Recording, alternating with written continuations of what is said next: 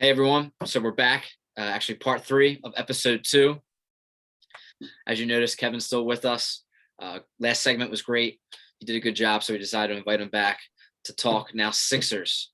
For those of you who didn't get to see tonight, the Sixers defeated the Brooklyn Nets of what was the Nets. A lot of their players sat out. Kevin Durant was hurt. LaMarcus Aldridge, Blake Griffin, and no James Harden because he's out with that hamstring injury. So we really didn't get to see what we were all anticipating. But KG, what did you think about the Sixers game tonight? How'd you feel? Dude, let's just start off with the elephant in the room. Nets super soft move. I was extremely mad, frustrated when I heard Durant's out. Harden has a legit injury. Durant rested, could have played, whatever. Kyrie, luckily he did play. I'm glad he played. I'm not a huge Kyrie guy, but props to him playing tonight. But yeah, the Nets were disheveled. They were without Aldridge, Griffin, their stars. But Sixers wise, man, this is a team that this is a game that good teams win, and if that made sense, this is a game that good teams win. The other team, you could slip up, you take this team late. They didn't do that. They came out. The Nets still gave them a good run, but Sixers came out and Embiid dominated, MVP of the league, absolutely this year. You could take the injury into consideration, just straight dominant. I mean, the presence he has and the way guys step up when he's on the court, it's unbelievable, honestly. But good game tonight. I'm so glad we hold the tiebreak against the Nets. The one seed's going to be a big deal, man. That's the difference between playing Toronto in the first round, the Knicks in the first round, and then the Hornets instead of going, from a tougher team like maybe the Heat, who I like. I'm a big Heat guy. Can't sleep on them. You can't sleep on them. Yeah, no, great playoff team. What you're seeing now, they're struggling a little bit offensively, but Jimmy, Dragic, those guys, they'll all step up come in the playoffs. And guys that played well in the playoffs last year, the bubble, Hero, they'll come in their own, but like I'm saying, the one seed, it's so crucial to get because you don't want to see the Heat in the second round and then have to go to Brooklyn. You want to see the weaker teams and then hopefully, the Bucks, the Heat, and Brooklyn battle themselves out, tire themselves out, and then we have the home court advantage. So today, very underrated win, big win for the future, and come playoffs for the one seed. I think we'll be thanking ourselves winning these type of games. Bryce, let me ask you a quick question. As constructed, you take the Nets' best lineup. I don't know what they're going with. I don't know if LaMarcus Aldridge and Blake Griffin are going to start, come off the bench. I know DeAndre Jordan's their starter as it is a center. Who do you think has the better team on paper? At full strength, fully healthy, say everyone's playing as it is. Well, obviously you could say they've got MVPs on their team. They've got unbelievable players on their team. Kevin Durant might be one of the greatest players to ever live, but I'm taking the Sixers. Yes, I might be biased, whatever, this and that, but to me, we still haven't experienced, and now that they have Aldridge and Griffin, we haven't experienced them all together. What happens when, there's 30 seconds left on the clock, they're down by 2 points. Harden wants the ball, but Durant wants the ball, but Kyrie wants the ball. And, I just feel like we haven't gotten to that point yet. They haven't experienced that yet, and that's something that they need to experience now rather in the playoffs. And I think the Sixers will take advantage of that. I think we all know who the ball will go to when we need a bucket. Like, we all know it's going to Embiid. We all know it's going to him. They don't know where it's going. Yes, it should go to Durant, but some will say it should go to Harden, and even some I could see arguing it should go to Kyrie. That's how I see it. I see that, they just don't have it all together. Also, Joel Embiid will absolutely dominate DeAndre Jordan. He will dominate him. He proved it tonight. I know. I saw a stat when I was watching the game. Embiid wasn't hitting his shots in the first quarter.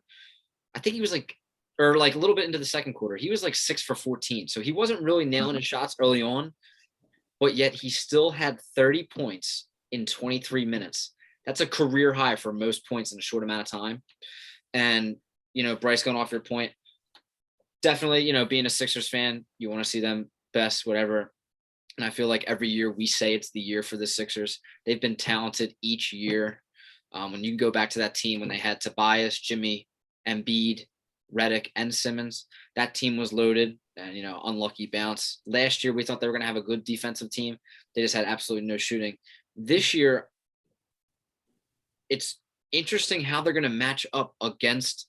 I mean, I think we all can agree it's going to be Brooklyn Sixers Eastern Conference Finals, right? Absolutely, yeah. I don't. Kev, do you see anything different? I mean, I know you like the Heat. Do you think the Heat kind of sneak by? Yeah, And it still depends on the past for me. I have to see the standings when it's all said and done. But yeah, for now, yeah, the best two teams in the East right now are Sixers. Yeah, I know the Milwaukee Bucks are getting hot, but Giannis hasn't had much success in the playoffs, and their team has been kind of injured. Drew Holiday's been out a little bit. Celtics, I don't know what's going on over there in Boston. I had Tatum. I've always liked him, and Jaylen Brown's a good player, but it just seems like they have absolutely no identity. But with the Sixers, their matchups with the Nets, not to say that I'm worried about. It's just going to be interesting how they line up.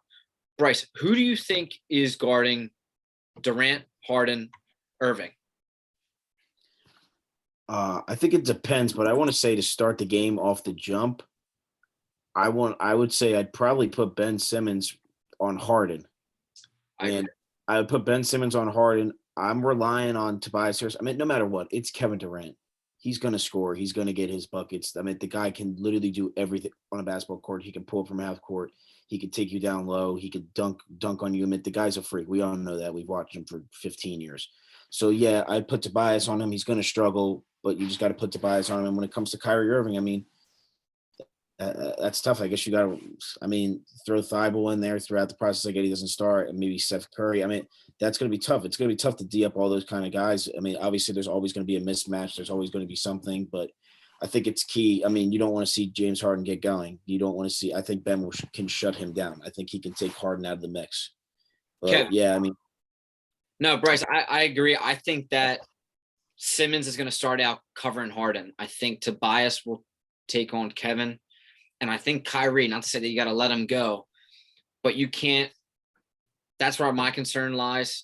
Kev, who do you think's covering Kyrie? You think it's going to be Danny Green to start or Seth Curry? Yeah, absolutely. I would say Danny Green for sure. Green's a great defender. He's a 3-and-D guy. He's lived by that, 2 rings. Absolutely. Can he stick? Dude, I might put Danny Green on Harden. I mean, I know he's older, and Harden's, he's like Durant said. He's just what Bryce said about Durant. He's just unstoppable. You don't stop these guys. You contain them, and Danny Green can absolutely contain Harden to the best of his ability. So I like Simmons on. I like Simmons on Durant, dude. That's our best defender. That's their best player. Let the 2 6'10", 6'11" guys go at it. And then it's funny you guys brought up that point, Bryce. Like you said, I mean, these 3 guys are absolute studs.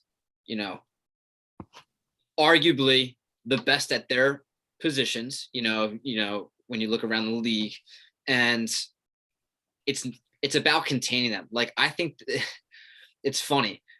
I think the Sixers can get a win if they hold Harden to 20 points instead of 30. You know what I mean? Like, I think it's going to come down to literally like that. Absolutely. And like still 20 points, that's a great game.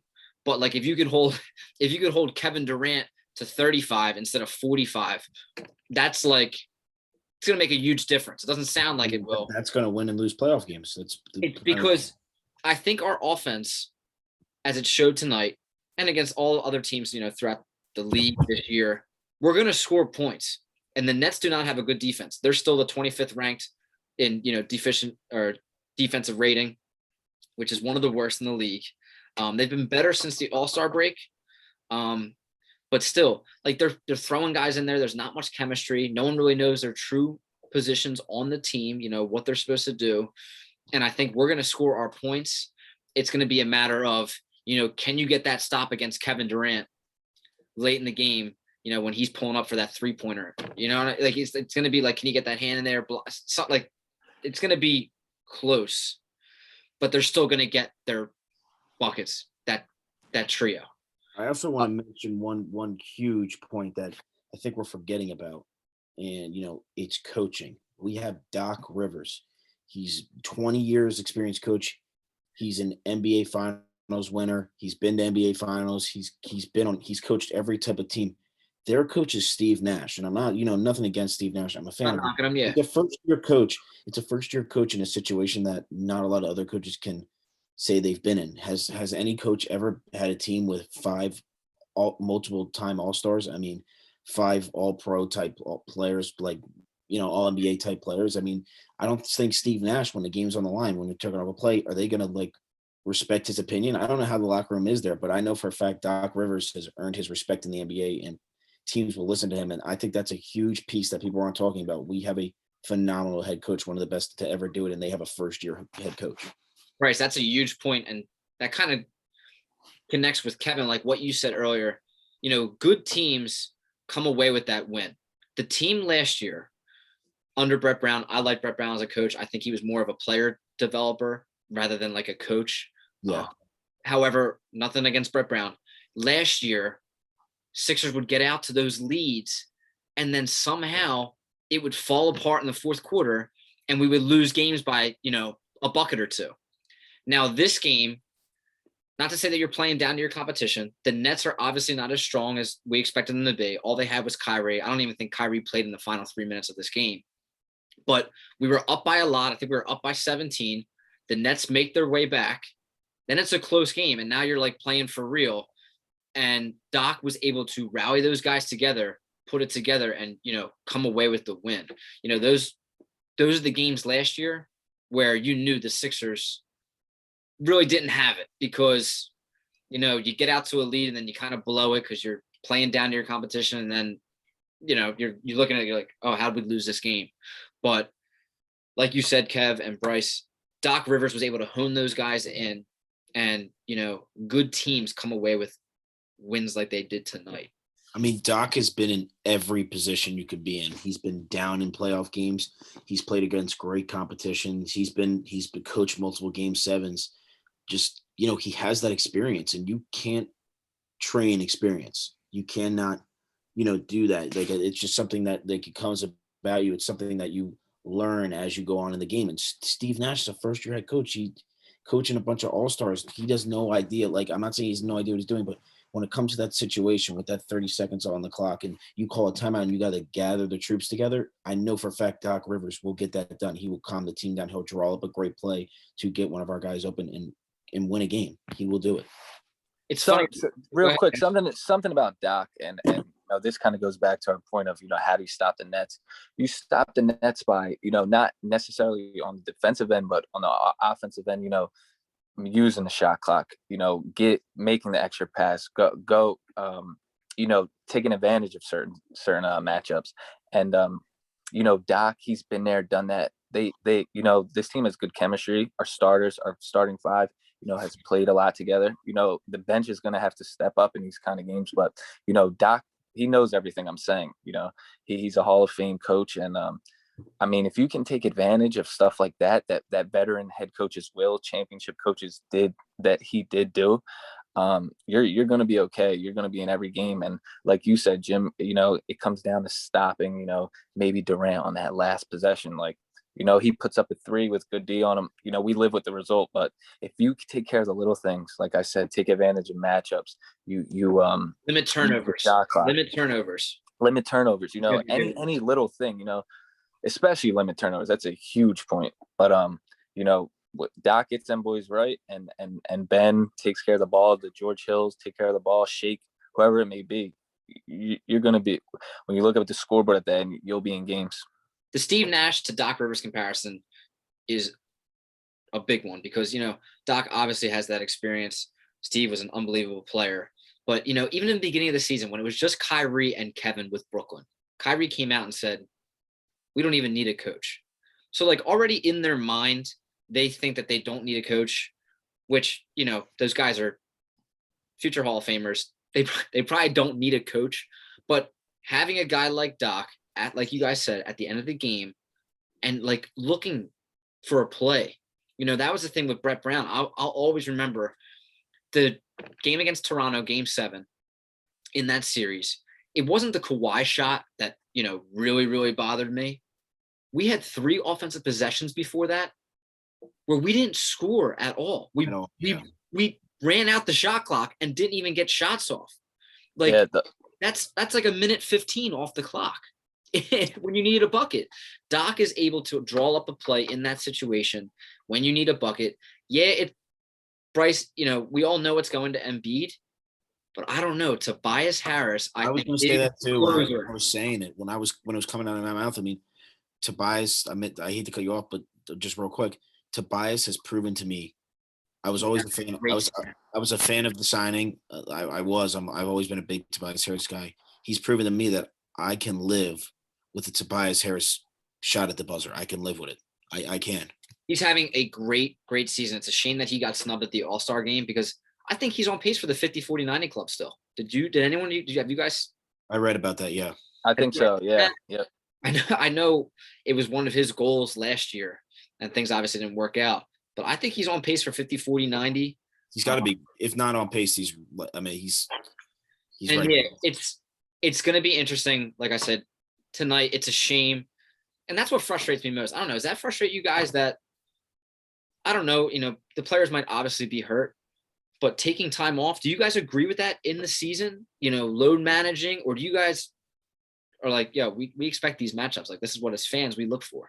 I'm personally heavily against it. I mean, I get some circumstances like Tim Duncan when he's 40 years old and they're already, they have their they have their seeds, they're going to be a 1 or 2 seed. I get that. But to me, guys like Kawhi Leonard at 29, 28 years old should not be sitting out games in the middle of the season. I just think it's bad. I think it's the worst thing going for the NBA right now. If I go to a game and I pay $1,000 for a courtside seat and Kawhi Leonard decide and Paul George decide, you know what, I'm not playing tonight. And then Joel and Ben Simmons are like, you know what, we're not going to play tonight either. I mean, that's horrible for the game. I mean, they weren't doing that back then. Could you imagine back then, Isaiah Thomas and Bill Laimbeer, they're coming up, they're playing the Bulls, the huge rivalry back in the day. And they're like, yeah, we're just going to sit tonight. We're not feeling it. We're going to load management. It's horrible for the game. It's horrible. Sure. Kev, go ahead. Touch on this. How do you feel about it? Do you agree with it? Do you? Yeah, I definitely tend to agree. Stars should play, especially in big games like this. It's on ESPN, nationally televised. Absolutely. But I will say this, due to COVID and whatever, cancellations, early in the season, there's been more of a crunch. I've read the Heat play, I think it's 10 games in the next 12 days, which is a lot. Back-to-backs. Absolutely. But, aside from that, guys should be playing. Absolutely. Like you said, man, there's kids, in these inner cities, wherever it may be. And, they get a ticket to a game and it could, it could be the best moment of their life. Let's be honest. And you go and your favorite star's not even playing. I mean, it's a shame. It's not good for the game. Like Bryce said, it's a killer. And, I woke up today, Sixers versus Brooklyn was the first thing on my mind because I wanted to see that matchup. I wanted to see how well we would play against Kevin Durant, Kyrie. Absolutely. They add Blake and LaMarcus. I know James Harden's actually truly hurt, with the hamstring. But the COVID point was a good point because I think people try to, tend to forget because you get caught up in the fan, hype and the energy. It's a 72-game season. They're coming off a shortened off season. And with the back-to-back games, it's the most back-to-backs in history. However, they had a 3-month hiatus last year because of the COVID pandemic. They were all able to rest their bodies. So I know it was a quick turnaround between season and season. But like you said, fans are expecting to see them. This might be their first and last time that they get to see Embiid tonight. And a perfect point in the game, Embiid definitely hurt himself. I don't know if you guys saw his dunk when he made that, that 2-step drop on. Yeah. He went up for a dunk. He came up limping, but he stayed in that game. And I was actually surprised to see that. But these personal leaves and these injury leaves and load managing and resting. Kevin Durant played against Minnesota last night. Wouldn't you rather play against the Sixers than, get up for Minnesota? I can't even think. As that's something that, sorry, Kevin, to cut you off, but that's something that frustrates me because I think that this era of basketball that we're witnessing is much more talented than the Jordan era. I do. I do. However, what that Jordan era brought in work ethic and showing up every single game and playing, unmatched. And that's why their era of basketball was so competitive, so intense. Because the energy for a playoff game was that energy for a regular season game. Like, who wants to get up and play for this game? If I was Embiid and Simmons, I'd be pissed that Kevin Durant and LaMarcus and Blake Griffin didn't show up after they've been talking the last month about how good their team is now. So, interesting takes. Just real quick, as somebody who's played basketball their whole life, and Bryce, you would know this. I mean, basketball is definitely hard on your body, and what these guys do, it is unbelievable. 48-minute games, you're traveling here or there. It definitely takes a toll on your body. I play pickup basketball every day now, and that takes a toll. But my point being is, like, at some point, like, you have to have the competitive fire, and it's like, personally, if I can go at the best, I'm going to go at them, and I know there's guys like that, like Jimmy Butler, for example. Bryce knows, favorite player in the league. Absolutely. Jim, you may know. I was so like, can you see him taking off when the one seed's at stake? I don't see it. I think Durant, Irving, Harden's really hurt. I'll give him that. He's got a legit hamstring injury, but dude, I mean, if you can't wake up and play the one seed game, it'll eventually catch up to you. I text Bryce that earlier. I said, it'll catch up. And, when it comes to crunch time in a playoff game, maybe resting the night wasn't the thing. The game rewards hard work. That's any sport, as you guys know. You're totally right. And I think, go ahead, Bryce. Michael Jordan would obviously, he's a crazy guy to compare to because he is, the most competitive person possibly to ever walk this planet. But for example, that guy would fly, say he had a game in Philadelphia and they just played in Minnesota, would fly. Then he would go to literally Atlantic City to gamble till 4:00 in the morning, wake up at not sleep at all, go right to the stadium, work out for 6 hours, and still have the fire to play games. Dennis Rodman. Yeah, to play 40. Dennis Rodman would go to Vegas and literally he'd go wrestle with Hulk Hogan, and then he's back for the NBA Finals. They just have fire and they care. But my point is, Michael Jordan would do that on literally, it could be game 40 of the season. He would come with fire. Finding reason, like an excuse, like if you watch The Last Dance, he made that guy who was like a no name, whatever. He made up a whole thing just to get fired up before the game, before a regular season game, literally a regular season game. And these guys are sitting out. It's crazy to me. It's terrible. This is where, it's a topic that we can get into later, the LeBron versus Jordan or whatever. And I'm not going to, but my dad always reminds me, Michael Jordan played every game, no matter what, in that era that it was tough. It wasn't basketball. I mean, those guys were fighting each other on the court day in and day out. And, the Jordan missed really kind of like, with the Wizards, he didn't play as much. But the one season that he missed, he had that broken ankle with a torn ligament in his ankle. He missed, I think he only played 7 games. But he came back and played in the playoffs on that ankle. And I think that's what our era of basketball is lacking, like that urgency just to play every single game. And I think that's probably why the NBA is doing that play-in tournament. Did you guys see that now? They're doing the play-in tournament at the end of the year for teams. Yeah, the 7 and 8 seeds, right? 7, 8, 9, I think. Yeah, I didn't look into that too much yet, but I think I've heard about it a little bit, but I haven't. They're having play-in tournaments for teams now. I guess to put a little urgency on these teams, like every game matters, because teams like the Clippers last year, they would load manage. And Kev, to your point, this game respects hard work. Not to say that the Clippers weren't working hard, but they didn't develop that chemistry. And it showed when they lost to the Denver Nuggets up 3-1. And I think that's going to happen to the Nets this year. Great talent, all-stars, but when they don't develop that chemistry, you can't beat a Sixers team that when their starting 5 starts, they're 20-4. They're not losing. You know what I mean? Chemistry is everything. Chemistry is literally everything when it comes to a team. You can have all the best players in the world, but if they don't have chemistry, it's not going to work. One quick question I have for you guys. I saw this today. Interested to it. Embiid, we could all agree, is in the prime of his career now. It's here. The time's here. Process is over of him developing. He's in his peak now. Who do you think's more dominant? Shaquille O'Neal, Lakers, or Joel Embiid right now? Kevin, we'll start with you. It's a very tough question. I feel as though like Embiid is such a different player than Shaq. Like, so I always go about it this way. If we're on the block and Embiid's on the block, as you know, he should be, but you know, he's developed his game to where he can, you know, go out and be a unicorn and shoot that jumper and shoot this step back and, you know, do all these, you know, circus moves, honestly, and get, make baskets. But on the block, Shaq was definitely a little more dominant. But Embiid, I mean, dude, this guy gets to the free throw line like 14 and a half times a game. Like, that's such an underrated stat. Like, He's just to have, averaging 12 free throws a game. was it 12? He's shooting them at an 85% clip. Yeah. What Shaq, I mean, he couldn't, you know, we all know his free throw story, but 2K trying to shoot a free throw with Shaq and 2K is impossible. Yeah, exactly. That's the type, like a game like tonight, Kev. It's good that you brought up the free throws. A game like tonight, when a team gets back into it, back then, teams were able to foul Shaq, put him on the line, hack a Shaq. Yeah, hack a Shaq. It exists to this day. And get him in there.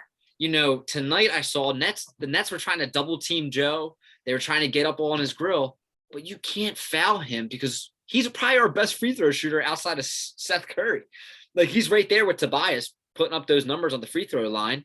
He's going to make them more times than not. 9 out of 12, 10 out of 12 times, he's going to make them. Mm-hmm. And not to dance around the question, though, I honestly, I got to go with Embiid just because of how more versatile he is. I mean, he can step out, shoot the three. Yeah, but dominant-wise, I mean, like, there's different definitions of dominant. Like, Shaq, sure, he'll dunk on you. He'll overpower you. He'll back you down, get buckets. But, like, Embiid can just do so much more than I feel Shaq could. And Shaq played with Kobe Bryant. I mean, dude, the game's a little easier when you're playing with Kobe. Embiid's our best player, and he's putting up crazy numbers. And I don't know. It's bias for sure. You know, if there's any old heads watching this, they'll say, man, he's a young kid. He doesn't know, but I'm sticking with Embiid. Right. So you got Shaq or Embiid. Okay. So real quick, right before I give my answer, I want to say we forget Steph Curry changed this league. Back in that time when Kobe and Shaq were dominant, when they won 3 straight finals, no one ever did what that Lakers team did. They weren't shooting threes.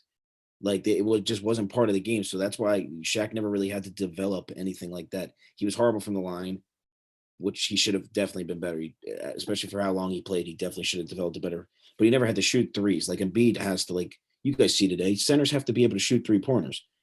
The must. 10 years ago, when Dwight Howard was the best center in the NBA, him shooting a 3-pointer was a joke. That never happened. So today, you get centers like Nikola Jokic and Embiid that can literally do it all. But that was just me, like, running off. Like, it's hard to compare Shaq to Embiid in that aspect because they play in such different styles of, like, the game. But I mean, I gotta say, I've never really been a huge Shaq guy because I'm the all-time biggest Kobe fan. You can't really love them both, but I gotta go with Shaq. I mean, they won 3 finals. Who knows? They probably could have won like 8 in a row if they would have gotten along. He was just dominant, man. I mean, if you look at the stats, I mean, he was dropping 40 a night. He was dunking on everybody. Guys couldn't contain him. I mean, he weighed 280 pounds and he was all muscle at one point. I mean, the guy was a freak. I mean, I love Embiid. He's my guy, but I mean, Shaq he was a whole nother breed. There will never be somebody like that again at the center position. Bryce, it's good that you brought up how the games have evolved. You know, Steph Curry obviously changed the game. I mean, he's pulling up from the parking lot and swishing threes. And that, you know, centers, they have to be able to do that now, or else they're not going to get a position. You know what I mean? And that's why, you start to see some centers kind of fizzle out. And in Shaq's era, all he had to do, back up a little bit, turn around, dunk. You know, he was able to overpower everybody. And that was like that style of play back then, you know, that low post kind of like down low, trying to body people. This was actually an interesting topic for me to think about. I am the biggest Embiid fan, wearing his jersey right now. He's my favorite player outside of LeBron. But a stat, talking about playing games and stuff like this, 8 seasons with the Lakers. Shaquille O'Neal played in close to 80% of those games. He was playing as a big man. So, like, he stayed pretty healthy. he was averaging about 65 games a year. Not bad out of an 82-game season. But something that stood out to me, and I don't think Embiid's there yet, it's going to be interesting to see this playoff run. I know the 1 year with Markelle Fultz's injury, or how Markelle Fultz, nicked him in the nose. He had to play with the broken nose. Simmons went down last year. We really haven't had a true chance of Embiid at his full strength playing. So I don't really want to, jump the gun. But I think right now when you talk about most dominant in their peak, I'm going to have to go with Shaq. But I do think it will change. Right now I'm going with Shaq. I think it will change. I got to see this year with the playoffs. When they played the Pacers in the NBA Finals, the Lakers, Shaquille O'Neal averaged 38 points, 17 rebounds, and 3 blocks a game in the finals. That's unthinkable. That's unthinkable. That is a crazy statistic. And that Pacers team was solid. That was a good team. And I think Embiid is on that track when you talk about just get him the ball, get us a bucket. Let's go, big man. If we get to the finals, and that's a big if, and let's say we see LeBron and the Lakers favored out of the West, and Andre Drummond guarding Embiid, you'll see numbers very close to that. You'll see very close to that. You'll see 40-20. Yeah, Embiid owns Drummond. He'll absolutely destroy Drummond. Embiid. So we'll see, man. Those numbers are. It's going to be interesting. That's a good point. You face a guy. Is there a player? I don't think there's a player right now that can match up well with Embiid. Every team has struggled so far.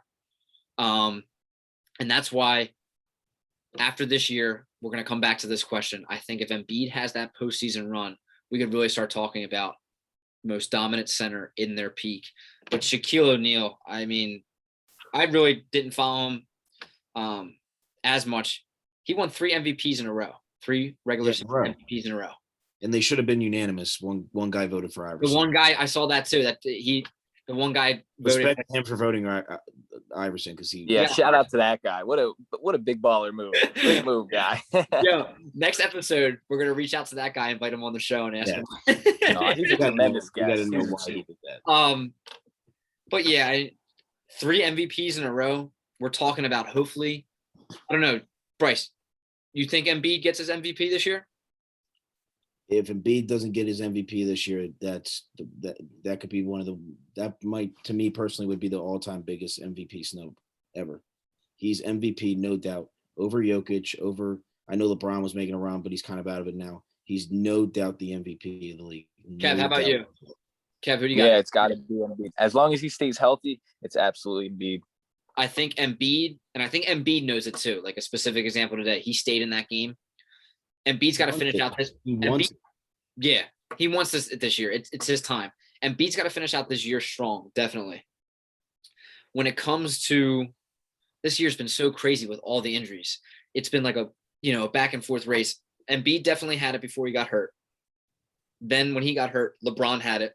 LeBron went down. And then, Jokic starts creeping up because he's putting up numbers.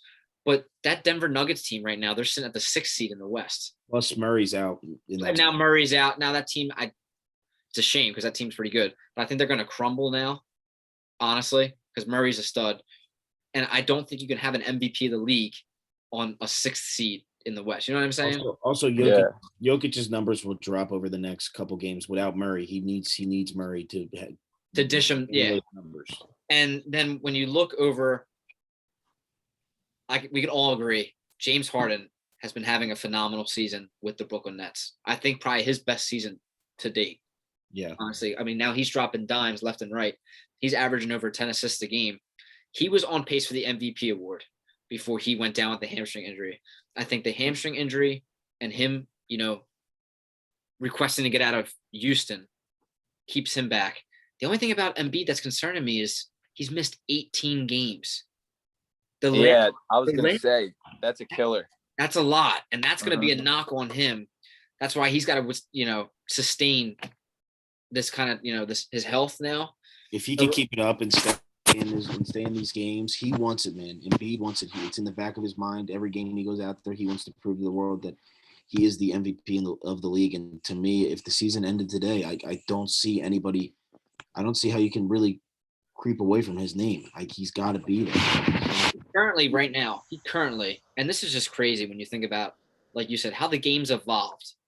Talking about it's a shooting guard, point guard league. Like we all understand. If you can pull up now from half court, you're gonna have some success in the NBA now, just with the rate of shooting that's going on.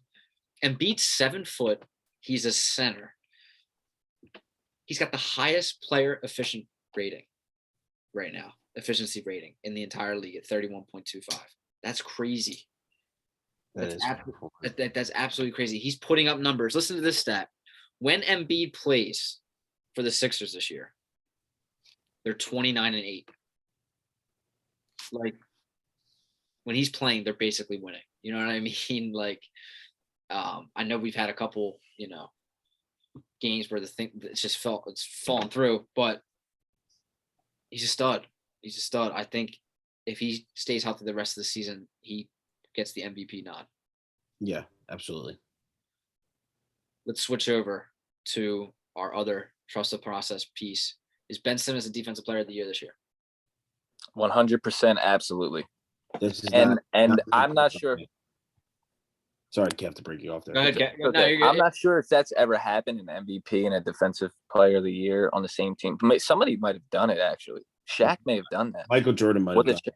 Jordan, maybe it was Jordan. It was Jordan. Jordan win both at the same time? I think he did.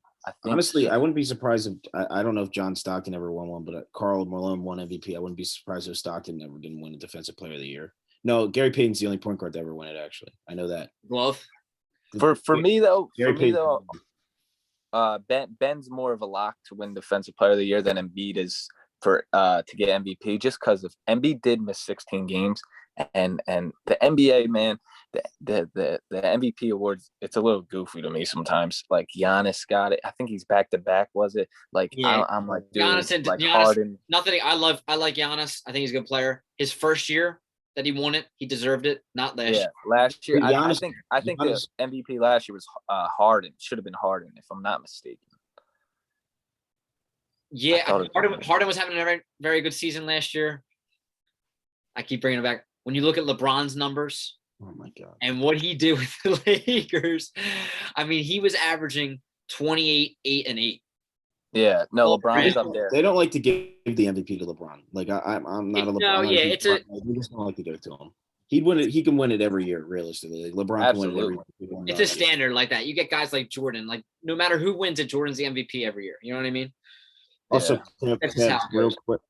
Real quick, Giannis won. I'm 99.9% sure Giannis won MVP and Defensive Player of the Year last year. Like I'm 99. Yes, he did. Yeah. He did. No, absolutely. He did. Yeah, guys have done it. Absolutely. Yeah. No, yeah, Giannis definitely did it. Bryce, good catch there. I totally forgot that he. Yeah, no, yeah, that gets swept under the rug. He won Defensive Player of the Year last year. Yeah. No, I mean, it's funny because, now these guys, Embiid's been talking about his style of play, how he wants to be like Kevin Durant. He thinks he's obviously the most dominant player in the league. I don't think many people disagree with him on that statement. Simmons has also been doing a lot of talking on his own when it comes to, him or Rudy Gobert as defensive player of the year. And he brought up a good point. He's like, people say that I can't shoot. I dropped 42 on Gobert. And he's right. He did. And when you look at that, Gobert's a stud, but he's not as versatile as Ben Simmons is. Ben Simmons can go guard the 1, and then he can go 1 through 5. And then he can go guard the 5 if you ask him to. Like in that game versus Utah, he played center. He was playing center. He was like our power center. Think about this. He can literally point center. He can literally guard Steph Curry, and then he can go and guard. I'm like trying to think of like LeBron. Jokic. He can really guard LeBron. Jokic. That's insane. That he's Defensive Player of the Year, no doubt. I don't even think it's an argument. It's more of a lock than it's for sure. Embiid. I actually think he might win that unanimous. I really do.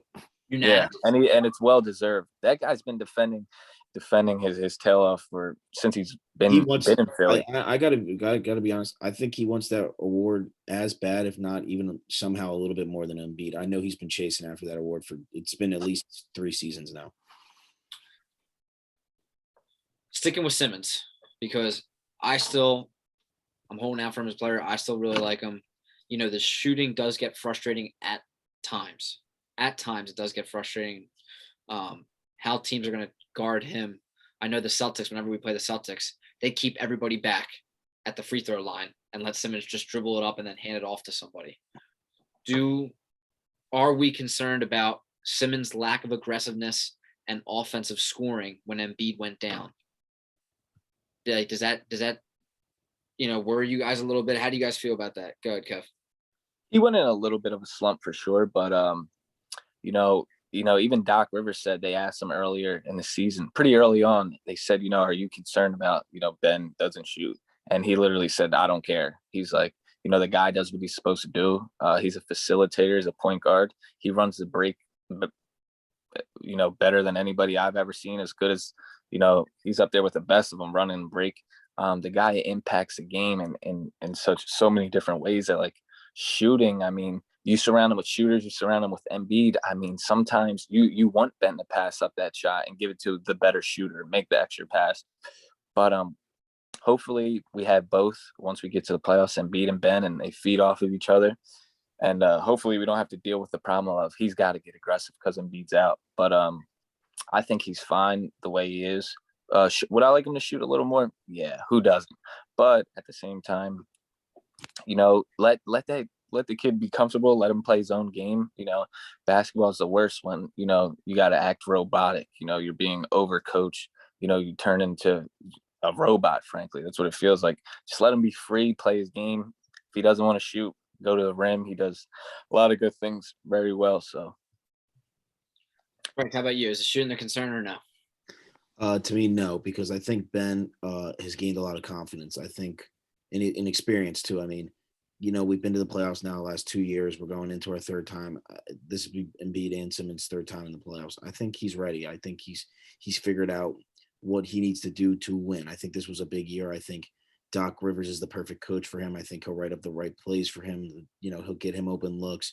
And I think he's definitely a little more confident. I mean, throughout the year when I watched just regular games, like when they were playing the Warriors a couple of weeks ago, and just think he's not totally as scared as he was before to shoot. I mean, don't get me wrong, he gets into those situations where he does get scared to shoot the ball, but I think he's gained a lot more confidence, a lot more experience, and I think, that won't be an issue, especially with a great coach like Doc Rivers who will make great game plans. I'm confident get guys open like Danny Green and Steph Curry, and I'm confident Danny Green, especially off topic, is going to get going in the playoffs. He's a playoff guy. Always does.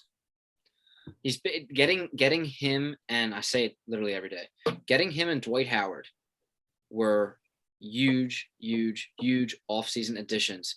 Not from like a standpoint of them, actually playing, just in the locker room after games, that mental aspect of the game, that experience, that knowledge, and they're coming off a championship run. And now they turn around to these young guys who, like Dwight Howard was at one point the best center in the game. And now, imagine all the knowledge that he's given Embiid, different tips, stuff that he's learned. Danny Green, obviously, 3 championships with 3 different franchises. This guy's been, everywhere. And he's relaying this kind of stuff to these young guys like Simmons and Embiid. It's huge. I think that goes unnoticed a little bit because, we look at their play, but they do so much off the court that's helped this team. I think a big thing is not a lot of people. Danny Green gets a lot of hate, and don't get me wrong, sometimes he brings that upon himself for sure. But he wins everywhere. He won in college. He won with UNC. They won a title. I mean, that guy wins everywhere he goes, and he's, he didn't play great in the playoffs last year. He missed that shot to win the finals, but he struggled in the playoffs. People forget. I mean, when those Spurs were making those run, those 2 trips to the finals, he was like one of the main scorers on that team. He's not afraid to take the shot. That's he's got confidence, and I think that's going to be big in the playoffs. Also, a guy like Danny Green, a guy that was coached by Popovich, Nick Nurse, he plays great defense. He knows what it takes to win. He knows his role. He knows he values his shots. He's only going to get 2 to 3 shots a game, and he knows he's got to make them count. I'm very excited for this Friday. I heard George Hill, we obviously traded for him at the deadline. He had a broken thumb. He got his surgery. He's recovered. He's coming back. I'm excited to see him in the lineup on Friday because talking about that veteran presence and someone who's been in the league a long time and knows playoff basketball, what better guy to get than George Hill?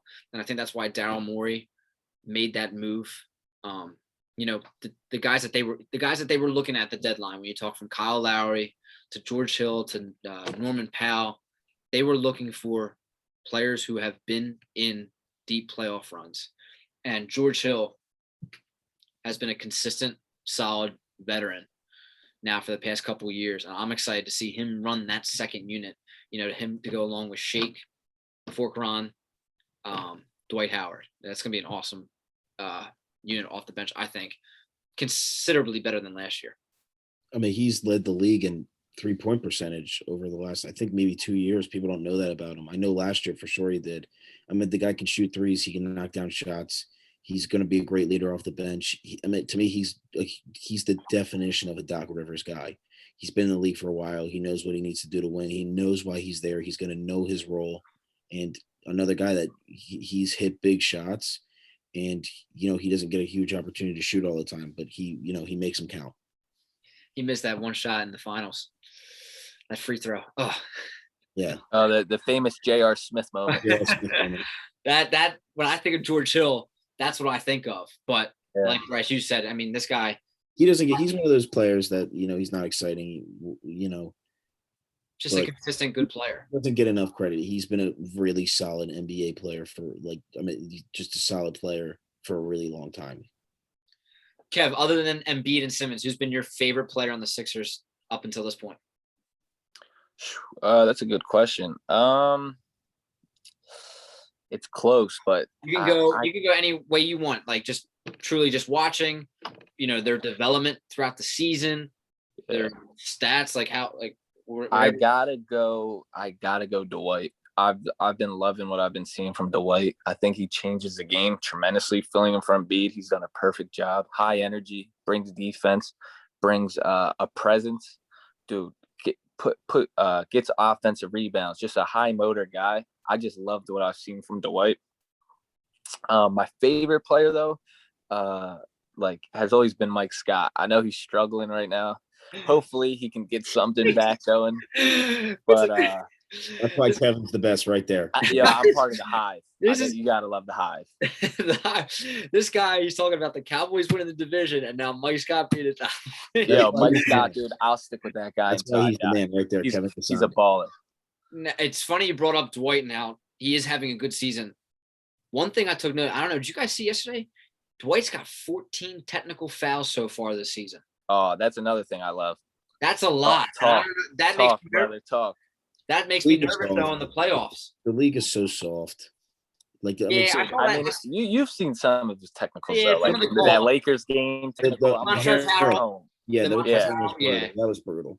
That was soft, and last night's or 2 nights ago, that was soft, but still, Dwight's backing up Embiid very nice this year. We can't lose him in a series. It sounds weird talking about it, but like we need him for. He's a vet. He'll know when to shut his mouth. I also think the refs relax a little bit when it comes to the playoffs. They let him play a little bit more. Ball slamming, talking. It's a whole different breed in the playoffs. I think they're going to let things slide a little bit more in the playoffs. At least they should. Bryce, who's been your favorite player up until this date, other than Simmons and Embiid? So, I mean, I got 2. I want to say I'm like 50-50 on both. I'm going to say both. So I've always been, and not a lot of people know, I've always been a huge Tobias Harris supporter. He's always been my guy. Even when he had the down year last year, I knew he could bounce back. So I love seeing him make it he had a great bounce back season. He was an all-star this year, whether, he actually got it or not. He was an all-star, no doubt, this season. But a guy to me, I've always been a big fan of him because, he grinded his way up and got up as Shake Milton. I mean, that guy, I feel like can score on anybody in the league. It's crazy. He can get a bucket anywhere and at any time. He can struggle here and there, but I think he's huge off the bench. I think he's a key piece. I think he might be one of the most, if not the most underrated player possibly in the NBA.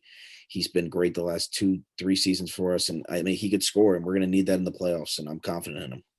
Could he get 6th man of the year? If he was on pace early and he fell off. Yeah, he fell off. I don't know what qualifies you for 6th man of the year. Like, cause he's not really a 6th man. I was going to say, you got to be like Lou Williams. Yeah, go ahead, Bryce. What? You got to be like Lou Williams. Like when it comes to 6th man, like Jamal Crawford, you have to like own that position. You have to like, when you talk to the media and stuff like that, I don't think Shake necessarily is like oh, I'm like an off the bench like that guy. I mean, he could be thrown in the starting lineup and it wouldn't be that crazy to me. Like, I mean, he could play. No, he started in a playoff series last year. Not to Yeah, interrupt. yeah. Lou Will is like in Jamal. Like those are guys in my head. Like those guys, you could never see them starting. It'd be weird to see them starting. They're off the bench.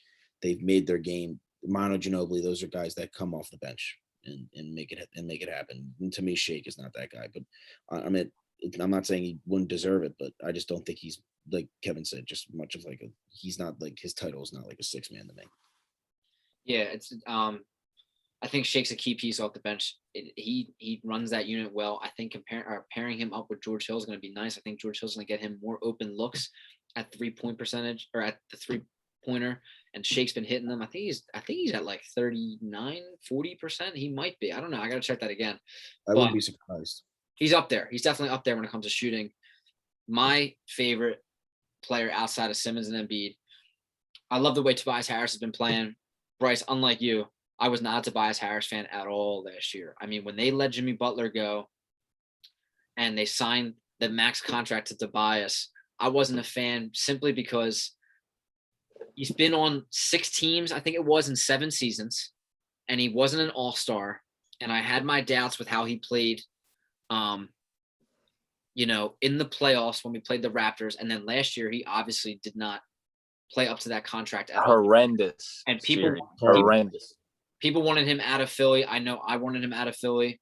I'm very glad that he stayed, and I love watching him play now. I don't know what Doc did, but he's back. Like, he's not a legit coach. But my favorite player up until this date so far has been Seth Curry. I mean, I didn't watch him much because when he played with Dallas, and did he play on a team before Dallas or no? He was with Portland when Dame hit that crazy shot. He was with Portland, yeah. So I didn't get to watch him much, and now seeing him on the Sixers, I don't know about you guys. I'm genuinely shocked when he misses a bucket.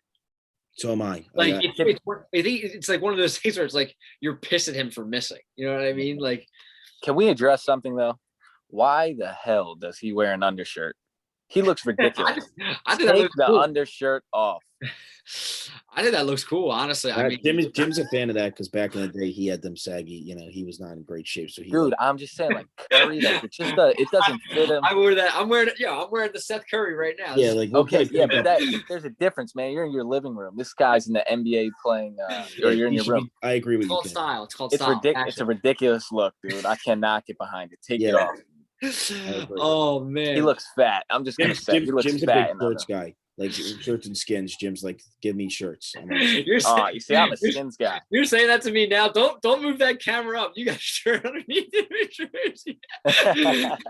He's making fun of me. He's wearing a shirt underneath his jersey right now. No, fellas, I'm in a sweatshirt. I'm in a sweatshirt with no shirt underneath. I'm the huge skins guy, huge advocate. Do not take the damn shirt off, Curry. Jeez. Oh no, but Seth has been playing unbelievable this year, and talking about how this team's really coming together. I mean, we could talk all night about it. One thing that when Simmons and Embiid had that really solid season, where they lost to the Celtics in that 4-2 series, where the games were close. You guys remember that? What was that? Was that 2016? Years ago when they had Bellinelli and Redick. Ilyasova. Yeah, no, that was 2018. It was very recent. 18, 18. All right, yeah. But with that team, Simmons, would be able to drive down, but when he looked around, whoever he passed to was able to put the ball in the net from 3-point. You had Covington, you had Redick, you had Bellinelli off the bench, and for Daryl Morey to go out and get Danny Green, get Seth Curry, you now bring in George Hill, you have Shake.